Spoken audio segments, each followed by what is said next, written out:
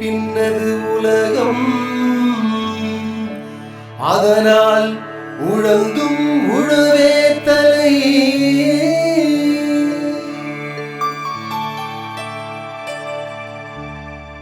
வணக்கம், நான் சிவகுமார், திருநெல்வேலியில் இருக்கிறேன். நான் தோட்டக்கலை ஆலோசகர் மற்றும் பண்ணை வடிவமைப்பாளராக இருக்கிறேன். இது திருநெல்வேலிக்கு மேற்கு பக்கம் ஒரு 10 கிலோமீட்டரில் வெட்டுவான்குளம் கிராமத்தில் இருக்கிறேன். இந்த பண்ணை மொத்த ஏக்கர்னு பார்த்திங்கன்னா 6 ஏக்கர் இருக்குது.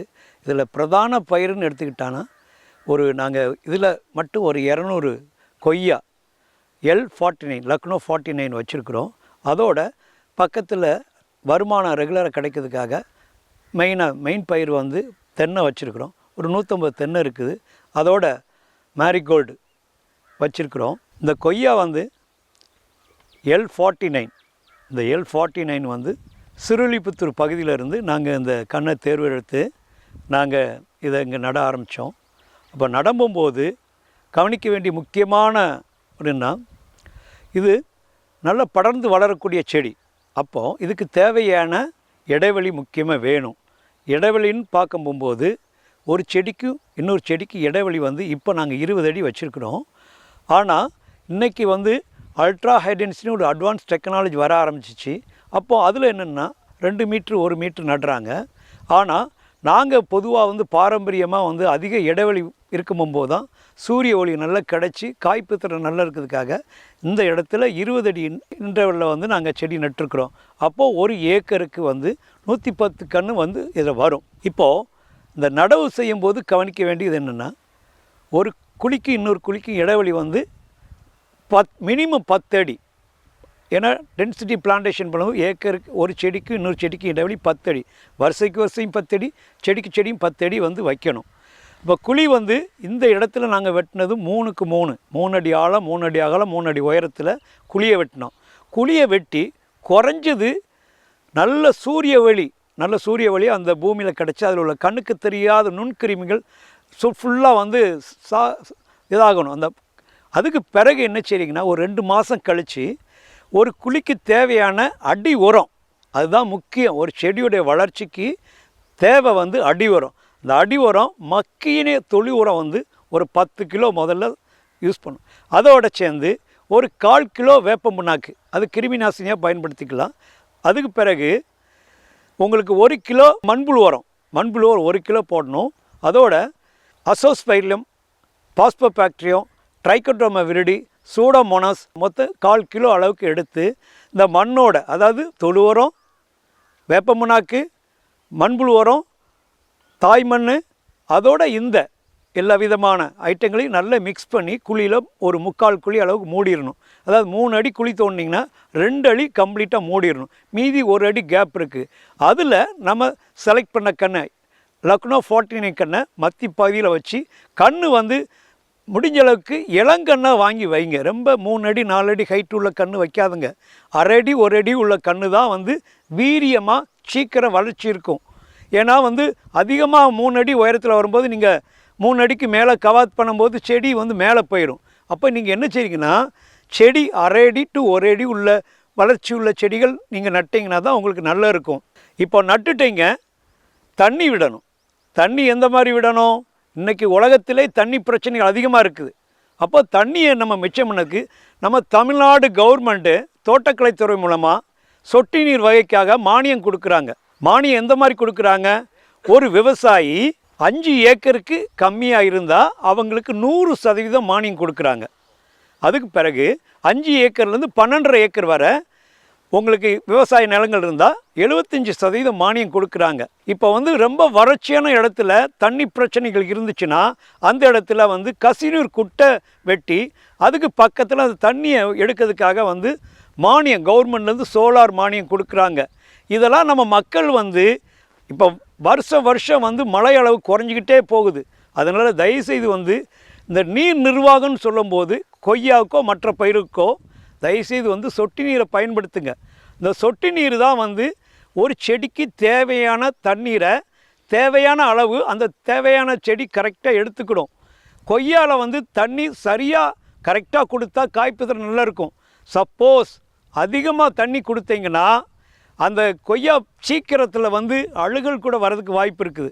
பழத்தில் வந்து கெட்டித்தன்மை இருந்தால் தான் டேஸ்ட் இருக்கும். ஆனால் வந்து சில இடத்துல வந்து தண்ணி அதிகமாக இருக்குன்னு நினச்சிக்கிறாங்க, கம்ப்ளீட்டாக தண்ணியை வந்து பாய்ச்சிருந்தாங்க. அப்படி பாய்க்கும்போது என்ன ஆகுதுன்னா அந்த பழத்துடைய டேஸ்ட், ஒரிஜினாலிட்டி, அந்த டேஸ்ட் இருக்க மாட்டேங்குது. இப்போ செடி நட்டுட்டோம், செடியோட வளர்ச்சி ஒரு 6 மாதம் ஆயிடுச்சு. அப்போது 6 மாதத்தில் ஒரு 4 அடி ஹைட்டில் வந்து செடி வந்திருக்கும். இப்போ நீங்கள் முக்கியமாக கொய்யானாலே கவாத்து ரொம்ப முக்கியமான இது. கவாத்துன்னு என்னென்னா கிளைகளை கட் பண்ணுறது. கிளைகளை கட் பண்ணி பூமியிலேருந்து 3 அடி உயரம் வந்து எந்த கிளைகளும் வரக்கூடாது. காரணம் என்னென்னா நல்ல சூரிய ஒளி, காற்று எல்லாம் வந்து செடிக்கு கிடைக்க மாதிரி இருக்கணும். ஏன்னா இந்த கொய்யாவில் வந்து அதிகமாக கிளைகளை சரியாக எங்கள் சூரிய ஒளி நல்ல செடிகளுக்கு கிடைக்கிற மாதிரி நம்ம வந்து கவாத் பண்ணணும். கவாத் பண்ணும்போது இப்போ நான் பண்ணுற இந்த சிக்கேச்சர் இருக்குது, இந்த சிக்கேச்சர் எடுத்து போன வருடம் கிளைகளிலிருந்து கொஞ்சம் பச்சை வச்சு இந்த இடத்துல கவாத் பண்ணுறோம். இப்போ இது பார்த்திங்கன்னா குறைஞ்சது ஒரு 4 to 5 இலை இருக்கும். இந்த மாதிரி நீங்கள் வந்து ஒவ்வொரு காய்ப்பு முடிஞ்ச பிறகு தயவுசெய்து வந்து மாட்டுக்கு எப்படி ஈடு கொடுக்குறோம் அதே மாதிரி நீங்கள் கிளைகளை வந்து கவாத் பண்ணணும். அப்போ தான் அந்த கவாத் பண்ண இடத்துலேருந்து 2 கிளைகளாக பிரியும். அதாவது இந்த இடத்துலேருந்து கட் பண்ண இடத்துலேருந்து 2 கிளைகளாக பிரியும். இந்த கிளைகள் பிரிஞ்சு அடுத்து 3 மாதத்தில் வந்து பூங்காம்பு எடுக்கும். இந்த பூங்காம்பு எடுத்துலேருந்து மறுபடியும் காயாக வர்றதுக்கு 3 மாதம். இதுதான் வந்து ஒரு சீசன். வருஷத்தில் 2 போக வந்து கொய்யால் நம்ம வந்து காய் எடுக்கலாம். இப்போது பூ வருது, பூ வரும்போது அதுக்கு தேவையான ஊட்டங்கள் கொடுக்கணும். எந்த மாதிரி ஊட்டங்கள் கொடுக்கணும்? உங்களுக்கு இலை ஊட்டம் கொடுக்கணும். இலை ஊட்டம் கொடுக்கும்போது இலையில் வந்து தேவையான ஊட்டம் கிடச்சி அந்த பூ வரும்போது நல்ல பெரிய பூவாக வரும், காய் பெருசாக வரும். முக்கியமாக இந்த கொய்யாவுக்கு வந்து அதிகமாக உரம் நிர்வாகம்னு பார்க்க போகும்போது வருஷத்துக்கு மினிமம் குறைஞ்சது வந்து இப்போ 1 வருஷம் 2 வருஷம் மரங்கள் இருந்துச்சுன்னா ஒரு மரத்துக்கு 50 கிலோ தொழு உரம் கொடுக்கலாம். ரசாயன உரத்தை தயவுசெய்து வந்து பயன்படுத்தாங்க. ஏன்னா இன்றைக்கி எல்லா விதமான நோய்கள் வர ஆரம்பிக்குது. அப்போது நீங்கள் வந்து இயற்கை விவசாயம் பண்ணுங்கள். இப்போ இந்த பண்ணையில் எந்த விதமான ரசாயனம் இதனால வர நாங்கள் பயன்படுத்தலை. காரணம் என்னென்னா மக்களுக்கு இது ஒரு விதமான சர்வீஸ் தான். ஏன்னா பூமியில் ரசாயன உரம் கலப்பு இல்லாமல் இயற்கை உரம் பண்ணுங்கள், பஞ்சகாவியம் பண்ணுங்கள், அமிர்த கரைசல் பண்ணுங்கள், ஜீவாமிர்தம் பண்ணுங்கள், மீனாமிர்தம் பண்ணுங்கள். இந்த மாதிரி எல்லா இயற்கை சார்ந்த இக்கார்ந்து கொண்டும் வேற தோட்டத்தோட எல்கையில் 4 பக்கமும் வந்து இருந்துச்சுன்னா நிழல் தரக்கூடிய மரங்கள், முக்கியமாக வந்து மலைவேம்பு, குமிழ், மகாகனி, ரெட் சாண்டல், பதிமுகம், இந்த மாதிரி மரங்களை வைக்கும் போகும்போது அந்த மரங்களில் வந்து பூ வரும். அந்த பூ வந்து பார்த்திங்கன்னா தேன் ஈச்சி வரும். அதனால் உங்களுக்கு இன்டைரக்டாக இந்த வந்து உங்களுக்கு பாலினேஷன் இம்ப்ரூவ் ஆகும். ஏன்னா தேன் மூலமாக நீங்கள் என்ன தான் நீங்கள் ஊட்டங்கள் கொடுத்தாலும் கூட தேன் ஈச்சி வந்து உங்களுக்கு பாலினேஷனை இம்ப்ரூவ் பண்ணும். அதனால் தயவுசெய்து வந்து ஒரு ஏக்கருக்கு தேன் பெட்டி வந்து ஒரு 8 பெட்டி வந்து நீங்கள் தேன் பெட்டி வைங்க. அது மூலமாக உங்களுக்கு வந்து பாலினேஷன் இம்ப்ரூவ் ஆகி காய்ப்பு திறன் நல்லா இருக்கும்.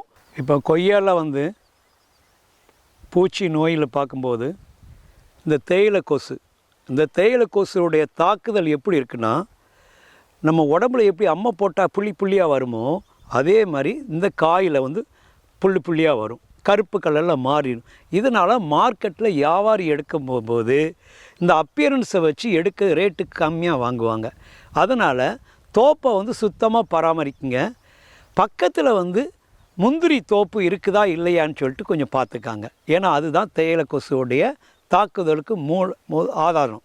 அதுக்கு பிறகு உங்களுக்கு இதில் வந்து பல வரும், அதாவது ஃப்ரூட் ஃப்ளை.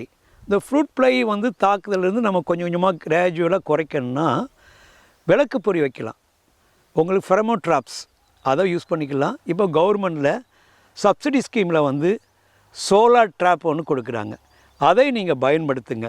இந்த 2மே வந்து ஈஸியாக நம்ம கண்ட்ரோல் பண்ணிக்கலாம். முக்கியமாக பழங்கள் செமி ரைப்பன் ஃப்ரூட்டாக நீங்கள் ஹார்வெஸ்ட் பண்ணிடுங்க. ஆனால் என்ன செய்வீங்க, ஒரு 2 நாள் வேலை விஷயமாக நீங்கள் வந்து காய் பறிக்க மாட்டீங்க. காய் பறிக்கிறது வந்து 2 நாளைக்கு ஒருக்க காய் பறிச்சிங்கன்னா வந்து ரொம்ப ஃபுல்லி ரைப்பன் ஃப்ரூட் கிடைக்காது. அந்த ஃபுல்லி ரைப்பன் ஃப்ரூட்டில் தான் அந்த ஃப்ரூட் ஃப்ளை அட்டாக் அதிகமாக இருக்கும். அப்போது இந்த மாதிரி செமி ரைப்பன் ஃப்ரூட்டு நீங்கள் பறிச்சிங்கன்னா உங்களுக்கு எந்த விதமான பாதிப்பு வராது. அதோட உங்களுக்கு கொய்யாவில் வந்து நோய் அப்படின்னு பார்க்க போகும்போது நோயின்னு சொல்லுறதோட வந்து ஒரு இது சத்து பற்றாக்குறைகள் போரான் மூலமாக வந்து போரான் பற்றாக்குறை. அந்த போரான் பற்றாக்குறை என்னென்னா நம்மளுக்கு உடம்புல எப்படி வீக்கம் வருமோ அதே மாதிரி காயில் வந்து ஒரு இதை முண்டாக முடிச்சு மாதிரி வீங்கும். அதுக்கு நீங்கள் என்ன செய்யலைன்னா இலை கவாத்து பண்ணி புதுசாக தளிர் வரும். இலை வெஜிடேட்டிவ் க்ரோத் வரும்போது அந்த வெஜிடேட்டிவ் க்ரோத்தில் நீங்கள் என்ன செய்றீங்கன்னா ஜிங்க் சல்பேட்டு வந்து 4 கிராம், போராக்ஸ் 3 கிராம், அதாவது 4 கிராம் 3 கிராம் என்ன சொல்லணும் 3% 4%. அதாவது 1 லிட்டர் தண்ணிக்கு வந்து 3 கிராம் ஜிங்க் சல்பேட்டு, போராக்ஸ் வந்து 4 கிராம் போட்டு ஒரு 10 லிட்டர் இருந்ததுன்னா 30 கிராம் 40 கிராம் மிக்ஸ் பண்ணி இலையில் நல்லா சொட்ட முதல்ல தெளிச்சிக்காங்க. இப்படி தெளிக்கும் போது அந்த இலை துளைகள் மூலமாக இலைக்கு போய் உங்களுக்கு வரக்கூடிய பூ வந்து பெரிய பூவாக வரும். அந்த பெரிய பூவாக வரும்போது அப்போ ஒரு ட்ரிப்பு வந்து ஜிங்க் சல்பேட் ஒரு போராக்ஸ் வந்து 3% 4% அடிங்க. அதுக்கு பிறகு சின்ன காய் சைஸாக இருக்கும்போது ஒரு டைம் அடிங்க. இந்த மாதிரி அடிக்கும்போது அந்த போரான் பற்றாக்குறைகள் வந்து படிப்படியாக நிவர்த்தியாகி காய் வந்து நல்ல சைனிங்காக உங்களுக்கு நல்லா இருக்கும். மார்க்கெட்டில் வாங்கக்கூடிய வியாபாரி வந்து நம்ம காயை தனி ரேட் கொடுத்து வாங்குவாங்க. முக்கியமாக இந்த இலைவழி கொடுக்கக்கூடிய அந்த ஊட்டத்தினால காயோட டேஸ்ட்டும் ரொம்ப நல்லா இருக்குது. கொய்யாவில் வந்து பூச்சி நோய் தாக்காமல் இருக்குன்னா முதல்ல நம்ம கவனிக்க வேண்டியது நம்ம பண்ணையை வந்து முதல்ல சுத்தமாக வச்சுக்கணும். அதுக்கு பிறகு வந்து பார்த்திங்கன்னா இந்த மாதிரி பழுத்த பழம் ஃபுல்லி ரைப்பன் ஃப்ரூட்டு வந்து நீங்கள் 2 நாள் 3 நாள் விட்டுட்டிங்கன்னா பழமாயிரும். அது கீழே விளம்பும்போது அது மூலமாக வந்து என்ன ஆகுது பழகி ஃப்ரூட் ஃப்ளை வரும். அப்போ நீங்கள் வந்து என்ன செய்யணும் செமி ரைப்பன் ஃப்ரூட்டாக வந்து கலெக்ட் பண்ணிக்கணும். நோய் பூச்சி வராமல் இருக்குன்னா பூச்சி வெரைட்டியாக வந்து இஞ்சி பூண்டு பச்சை மிளகாவை வந்து நல்லா அரைச்சி மேலே நல்லா தெளிக்கணும். ஏன்னா இந்த இஞ்சி பூண்டு பச்சை மிளகாவோட நல்ல மருந்து நீங்கள் கெமிக்கல் எதுவுமே கிடையாது. அடுத்து பூச்சி வெரைட்டியாக வேப்ப எண்ணெய் 3% 1 லிட்டர் தண்ணிக்கு 3 மில்லி.